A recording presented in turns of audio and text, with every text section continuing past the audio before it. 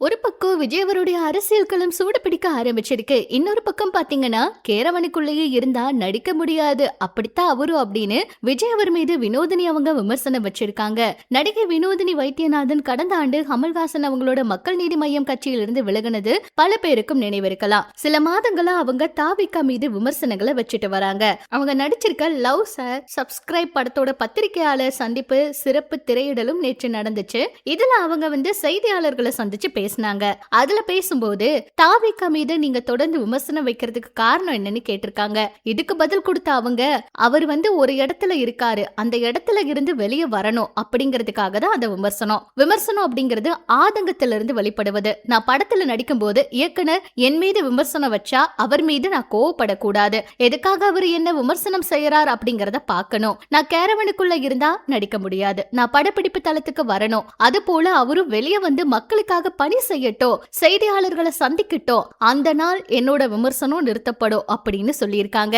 ஒரு துயர சம்பவம் நடந்துச்சு. அப்ப அங்கிருந்து குரல் வரவே கிடையாது. நாம தான் ஆதங்கப்பட்டு பேசிக்கிட்டு இருந்தோம். இப்ப நீங்க என்னதான் கேள்வி எழுப்பிக்கிட்டு இருக்கீங்க? கேட்க வேண்டியது நீங்க என்கிட்ட இல்ல, கேள்விய சரியா கேட்கல அப்படிங்கிற மாதிரி அவங்க சொல்லியிருக்காங்க. அது மட்டும் இல்லங்க, இதுக்கு முன்னாடியே நிறைய பேர் தாவிகா நாடக கம்பெனி, நம்ம பிள்ளைங்களுக்கு நாம தான் புத்திமதி சொல்லணும் அப்படிங்கிற மாதிரி எல்லாம் கூட பேசியிருந்தாங்க. தாவிகாவை எல்லாருமே தாக்கி பேசுறதுக்கு காரணம் என்னன்னு நிறைய பேர் கோவப்பட்டாலுமே களத்துக்கு வரல, கட்சி பணியை களத்துல நின்னு மக்களுக்காக செய்யல, எல்லாமே சமூக வலைதளங்கள் வழியாத பேசுறாங்க.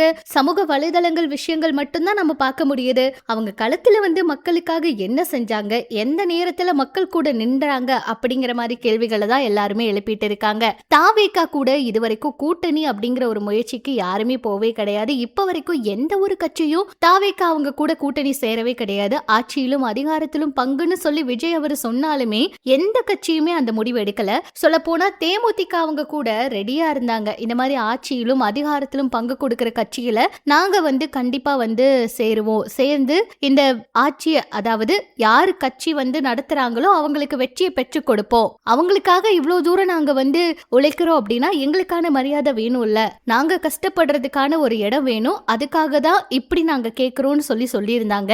அந்த இடத்த அதிமுக கூட கொடுக்கல, திமுக கொடுத்ததுனால திமுக கூட அவங்க கூட்டணி வச்சுக்கிட்டாங்க. இன்னைக்கு அதிகாரப்பூர்வமா அறிவிச்சிருந்தாங்க.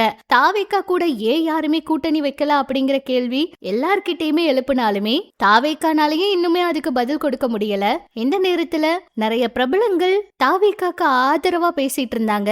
இப்ப திடீர்னு எதிர்ப்பாவும் பேச ஆரம்பிச்சுட்டாங்க. இது பற்றி உங்களோட கருத்துக்களை சொல்லுங்க. இது போல இன்னும் நிறைய சினிமா தகவல், அரசியல் தகவல் எல்லாம் தெரிஞ்சுக்க நம்ம சேனல் கூட இணைஞ்சிருங்க.